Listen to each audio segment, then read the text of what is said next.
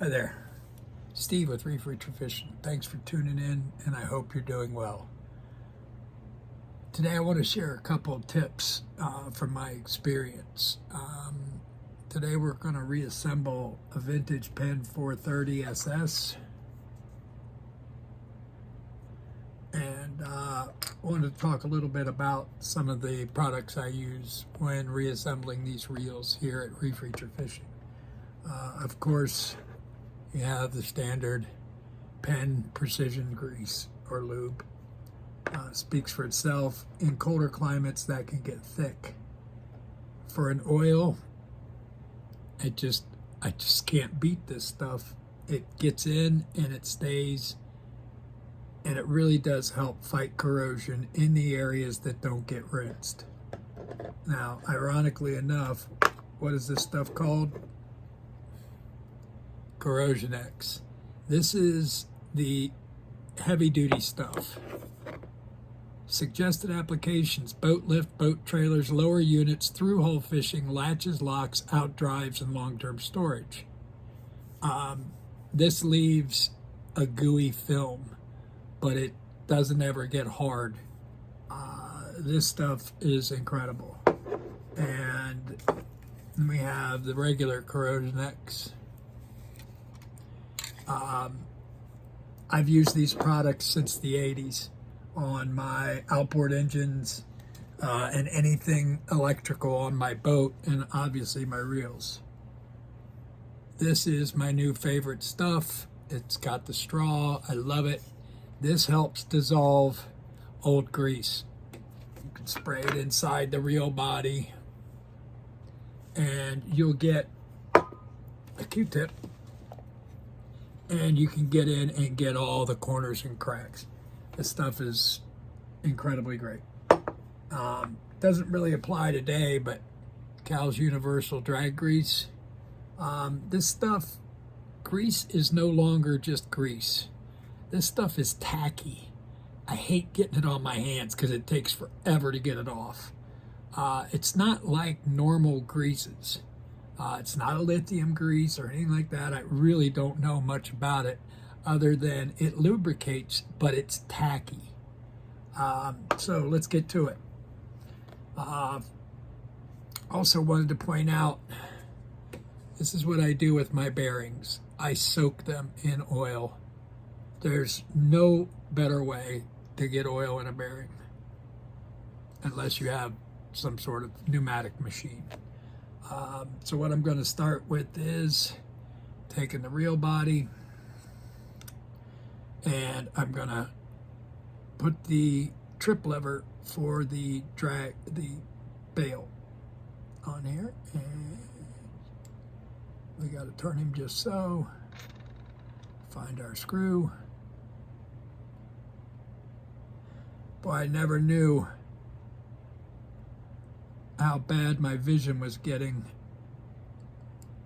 until I started doing reels. So put this guy in, and again, I can't stress enough, use the right size screwdriver. This is Tiny Tim. You may have met Fat Gus on my frozen bearing video from last week. I have 8 or 9 screwdrivers here in my rack so that I can not butterfly the tops of the screws. It doesn't jump out and scratch the finish on the reel. If I'm working on a reel for someone else, I honestly put tape in some areas to protect it. But put that guy on. Now let's see, I'm not real familiar with these smaller ones. I'm more of a 750 or an 850 SS guy. But these reels came around in the Reels of Champions were released in 1978, and I believe the 747 and 757 were released somewhere in 83, and then the Spinfisher SS, which would be, and everybody argues about this, the second generation or third generation. It's irrelevant. at this point. But we've got that in. We've got to put in our anti-reverse dog. And this can be problematic because we have to put this little guy on there. You see the small little tabs on that sucker? You got to spread those and fit them on the ratchet. On the bigger spin fishers, this is a totally separate mechanism.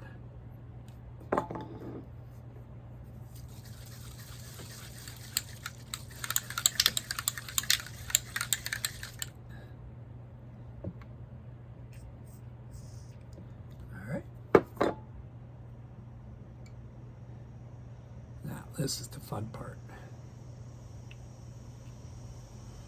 Actually,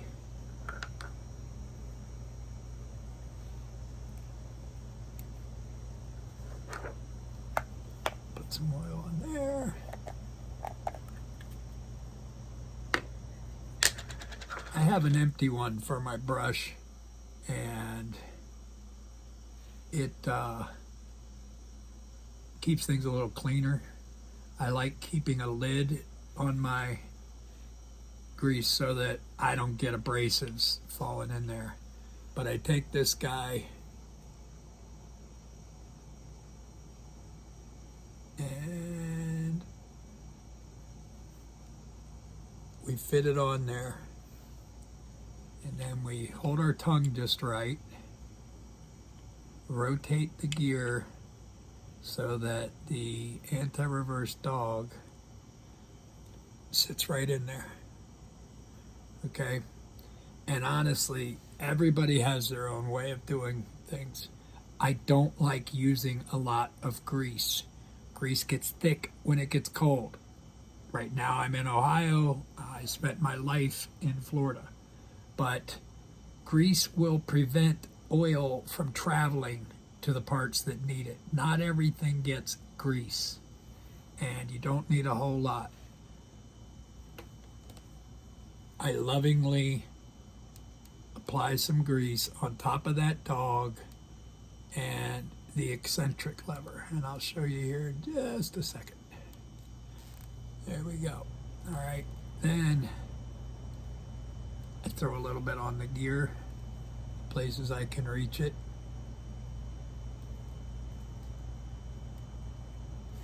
All right, so now, let's see, let's go ahead.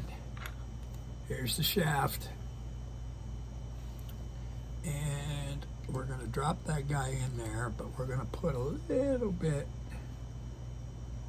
on the end that recesses in the body of the reel. If you go slathering this stuff on there like shaving cream, your reel's gonna feel like it was dipped in syrup. I don't put grease on the main gear or the shaft until I'm a little further along, because it ends up all over your fingers and you drag it all over the reel. So we've got the shaft installed. It sets in there. Now we have to fish out our bearing. And here's another. I have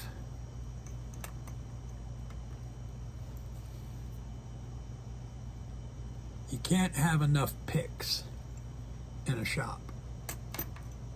So what I do is, this bearing's been in there overnight. As long as it gets a good 10 minutes, you're fine. But this will wash out any water. If there's water in the bearing, this will force it out because it's lighter and will rise. Oh no, it's heavier and then it sinks to the bottom, the oil rises to the top, but it forces the oil out.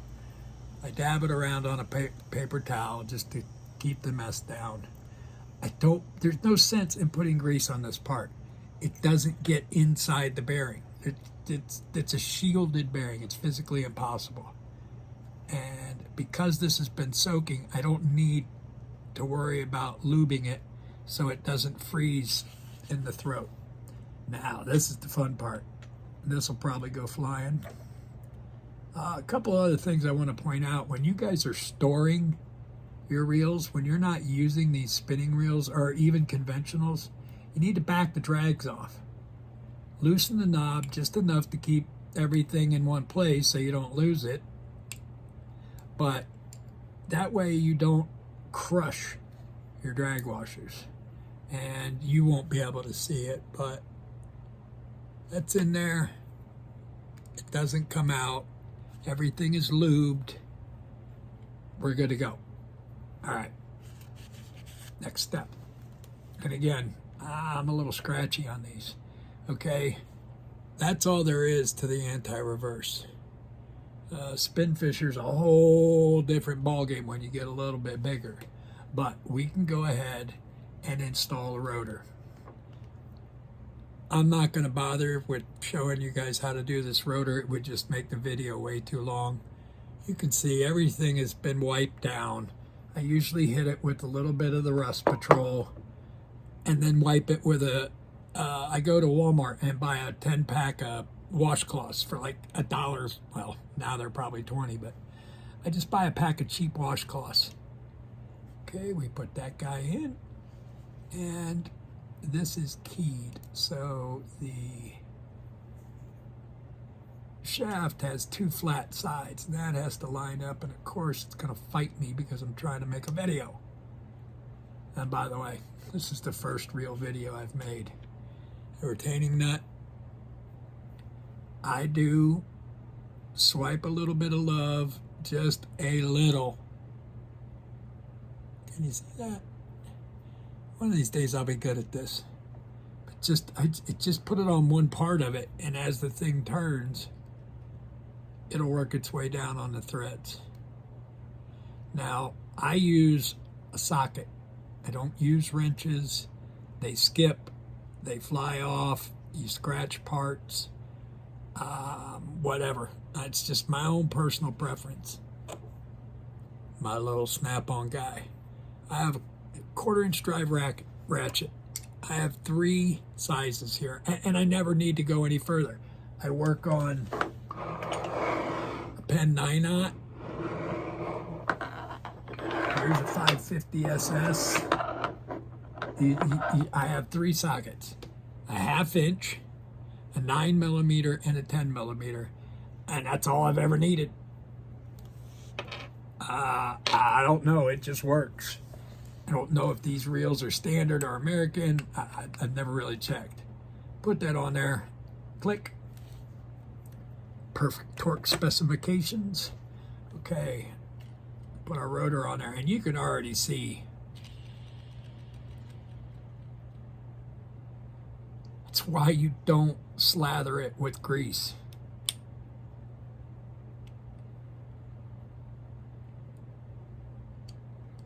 Okay, we're going to have to edit this part out.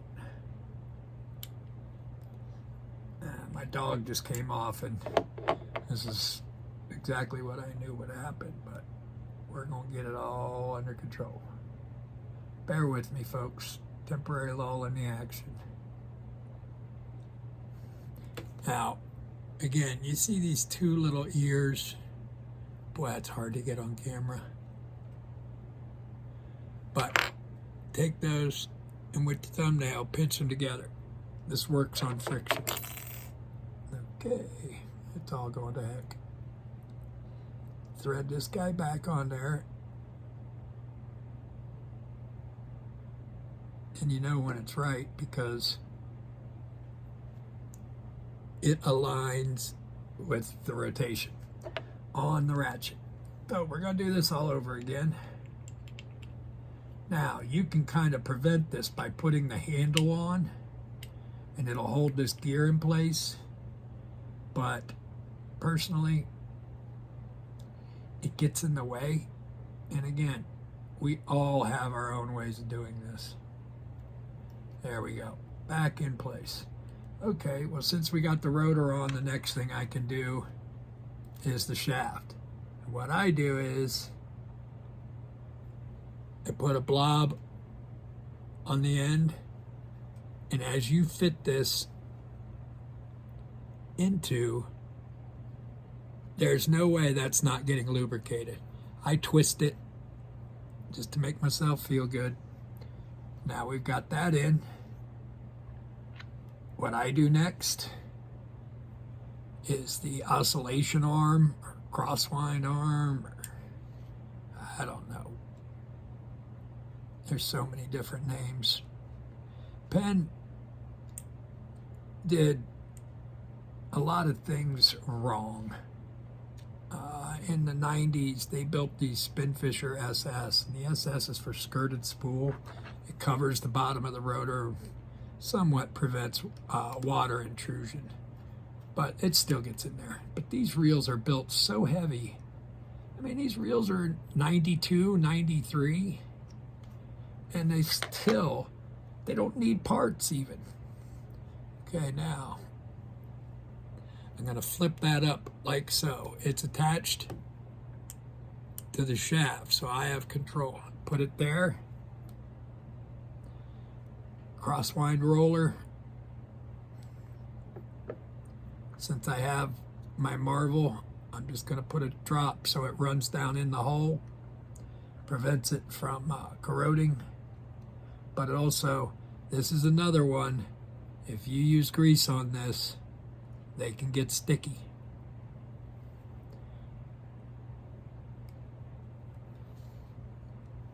Now, it's really going to give me heck.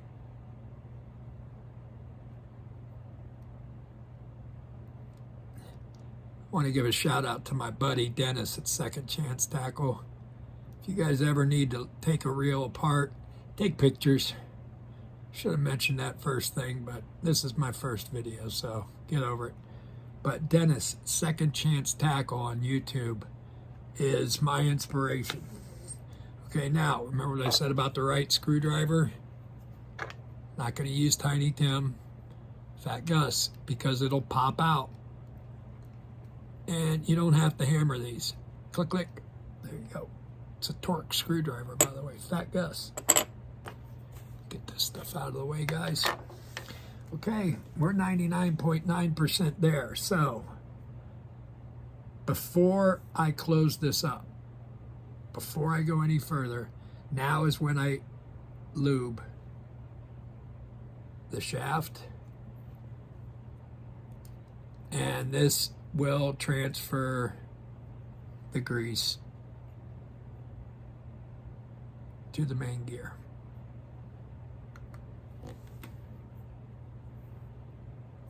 Now watch what happens.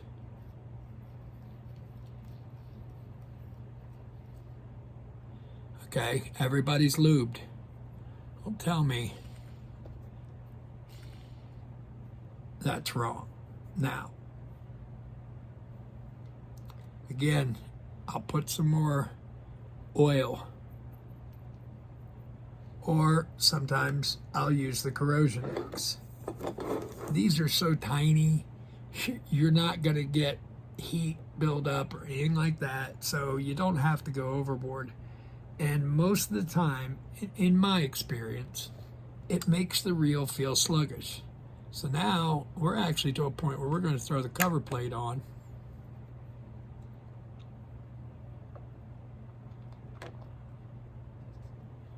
And we're almost there. Fat Gus, it's a big wide screw. I promise, guys, these videos are going to get better. But I had to start somewhere. Let's tighten that up. Click, click. Okay.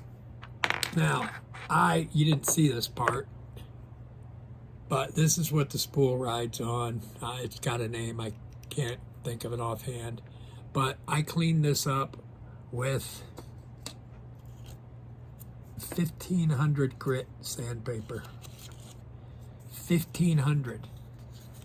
You can't hurt it with 1500. You can't take enough off. But this prevents sticking. And then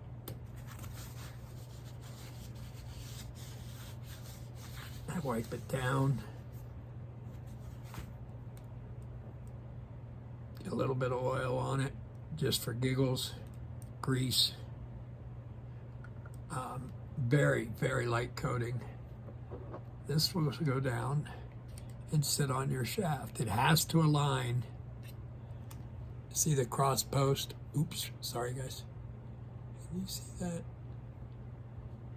Anyway, this has to go down and align on the shaft. Then I cleaned this up earlier. The only thing inside there is a little click spring. Pretty simple. But put this guy on there. And again, now this drag system doesn't have friction washer. Well, it has friction washers, but it doesn't have the asbestos or the new carbon fiber or the HT100s. Simply uses the first thing that goes on, Teflon disc. Second thing is the throwing star, and it goes so that it sits facing down, and then the large metal washer goes on top. No grease. If you put grease on this, you won't have any drag. This is a dry system. If somebody tells you different, I don't know. I guess you can listen to them, but it doesn't make it right. Neither does anything I say. These are all my opinions and from my experience. Okay, so now we got that on there. Oops, forgot the thrust washer. If you ever get a reel and the line doesn't come on here evenly, doesn't fill the spool evenly, if it bunches up at the top, you're missing the thrust washer. Could have done this easier. Little itty bitty 1 millimeter or 1/16 of an inch Teflon goes on there, and it provides the correct spacing for everything to work swimmingly. See, now it's all falling apart, guys. Here we go.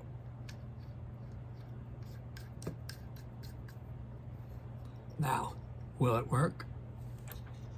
I don't know if you guys know this. Most of these spin fishers with these handles, the gold anodized handles, most of them have this washer that goes on first. It keeps the handle from clicking onto the bail spring when you reel. Now, what are the chances I got this right the first time? I never get it right the first time. I don't think I've ever put a reel together straight through. Look at that. You guys have a blessed day. Thanks for checking out Reef Reacher Fishing. I am going to start posting videos very soon. This is just my first attempt.